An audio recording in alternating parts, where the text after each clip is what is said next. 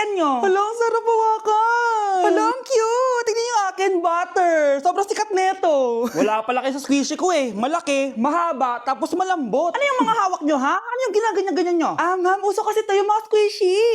Squishy? Gumawa na ba kayo ng assignment niyan? Ay, may assignment pala. Ganon. Tara sa faculty, marami squishy. Totoo ba? Marami ka squishy? Oo, sobrang dami. Tara, samahan niyo ako. Hala, tara. Di ba gusto niyo yung butter na squishy? O, ito butter na squishy. Hugasan niyo yung mga plato dito sa faculty. Ang gusto ko, butter. Bakit sponge yung binigay sa akin? Di ba gusto niyo yung mga pinipiga-piga? O, ito, pigain niyo. Tapos punasan niyo yung mga table doon. Dapat di ko na dinala yung squishy ko. Di ba gusto niyo yung malaking dumpling? O, ito. Gawin nating dumpling to. Tapos piga-pigain niyo. O, tapon niyo. Sige po, ma'am. Ang saya, di ba? Unahin niyo pa yung squishy niyo kaysa sa assignment niyo. Akin na nga yan.